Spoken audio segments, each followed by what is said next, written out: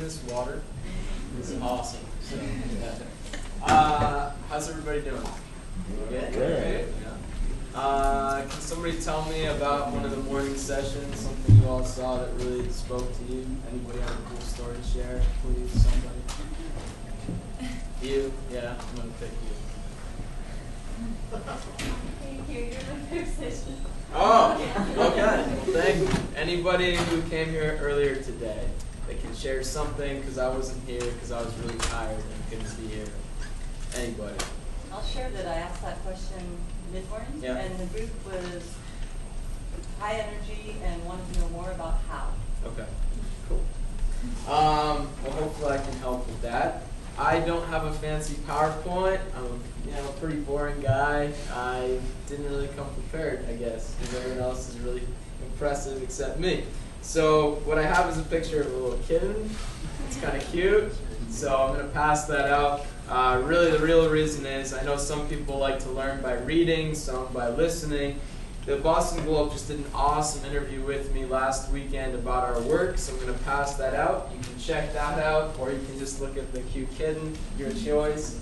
I want to tell you, I have 10 minutes to tell you my story. I have 10 minutes to just let you know that I'm here for you. That's it.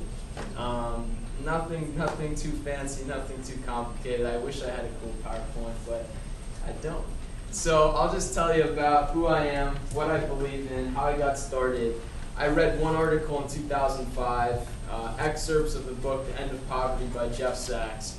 And who here knows Jeff Sachs or The End of Poverty? Okay, a good number of you. That's how I got started. I read excerpts. I'm not a big reader, as Tanis will tell you. I'm not a huge academic, but I decided, all right, this is interesting enough. I want to learn more. I read the entire book, which was a big feat for me. And then I decided I'd read some more and learn more about the issues. And I decided to reach out to Jeff and his team. I met with his team in 2006, and we connected, back and forth, and I started fundraising for his nonprofit, Millennium. We raised $5,000, and I said, that's great, but I want to create a real student movement for the Millennium Development Goals. I don't want to raise $5,000, as good as that is, even if it gets us 500 bed nets. That's not enough. That's not going to create the change I want to see.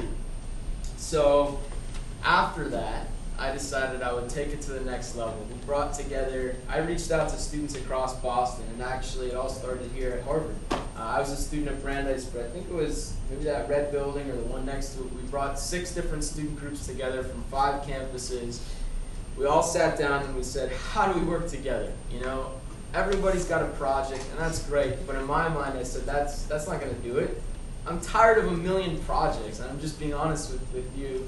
I didn't even say it, we just had a big conference, I didn't even tell the audience there, but I'm tired of so many projects. If you listen to Cheryl Dorsey, who heads Echoing Green, she always says, her first piece of advice is don't start another organization unless you really have to, find out who else is out there first. So that's sort of the way I approached it with student organizing. I said, there's too many groups. You've got a million, how many people are part of a campus organization, either at Harvard or somewhere else? Great. But there's so many groups out there that everybody's struggling to get the same funding, the same number of, the same speakers, the same members. So they have 5 members in a group meeting once a week, and then they lose a couple of those members, and then the leadership graduate, the group falls apart, and the students were so passionate one year, when they graduate, the group's gone, and there's no movement.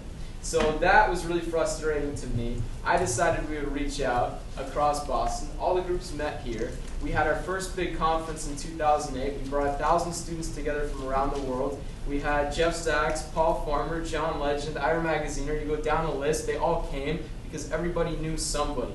I am sure it's the same way that this was formed. Everybody knows somebody in a network, and you just have to reach out and find out who people know and what kinds of resources they can bring to the table. From there, we provide 3 key resources: networking, funding, national campaigns. Networking, we have groups meet in Boston, New York, DC, Chicago, once a month to share best practices, team up on projects, do skill building workshops on grant writing, leadership succession, membership recruitment and retention. Funding, we gave out $13,000 in grants this spring to our members, half of that to on-campus initiatives, big events like this, as well as overseas projects, 2 clean water projects, one in Uganda, one in India. national campaigns. We did one called commitinSeptember.com. It was a big campaign to Obama and Congress. We then went to the White House in August, presented it to White House staff, presented it to congressional staff. One of the things I really believe is that we can't just do the social action, it's about political action as well. And when you kind of marry those two things together, I think it's going to be an unstoppable force. So one ask that I have of everyone here is that you think through what you can do, not just in terms of social good, but political good. What kind of capital you have in terms of influencing our policymakers to care about these issues. So for me, it's the Millennium Development Goals. That's the focus. Here, everybody hopefully knows about the, yep. So 8 goals to cut extreme poverty in half by 2015. Simple.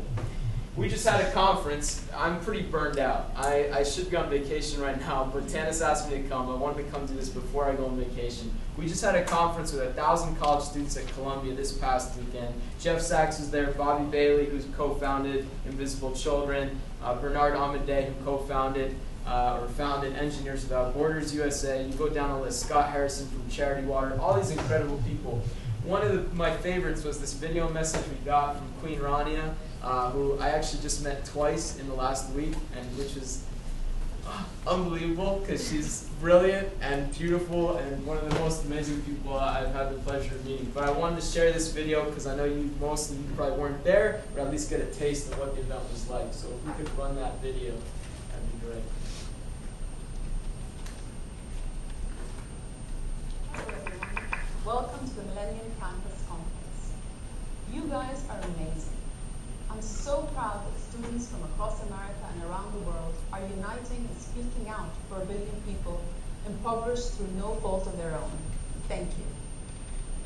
With 5 years to the 2015 deadline, this is a crucial time for them.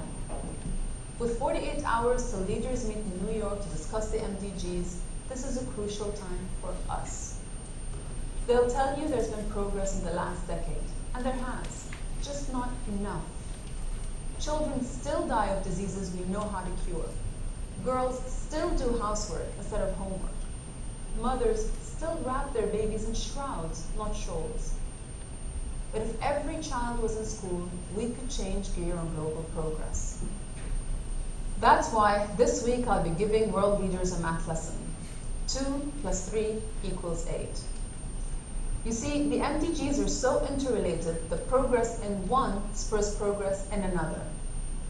I believe that MDG 2, access to universal primary education, and MDG 3, gender equality and women's empowerment, underpin success in all 8 goals. That's why I support One Goal and Girl Up. Please check them out and sign your name. I know how youth inspire change. I've seen you standing up against poverty. So my challenge is, what are you going to do in the next 48 hours? How will you show the strength, creativity, and passion of the Millennium Campus Network?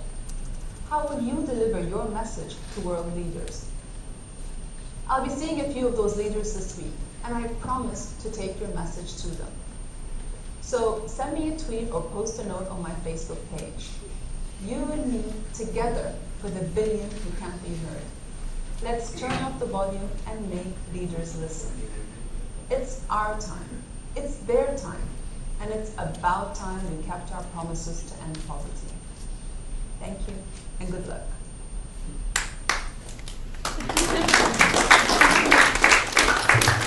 So in closing, I just want to say, look, the other speakers are incredible. I mean, I've actually studied most of what they've done. I know about what you all have done because I've done my homework, and you should take advantage of those opportunities.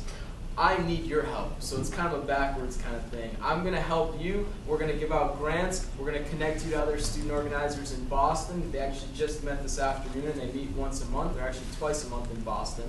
So be a part of our network. But also, I need your help. We're going to build an online database to connect all our members. We're going to be taking political action in the spring. We're going to have a big tweet session to Queen Rania next month that I hope you all can be a part of. And look, we're going to get everybody's attention is going to be on what you all are doing, on student organizing for the Millennium Development Goals. That's what inspires me. Never doubt what you're doing because it's really tough. I've got rejected tons of times, but that's the only reason why I'm able to stand in front of you now is because I've been able to overcome it. So thanks so much for being here. It's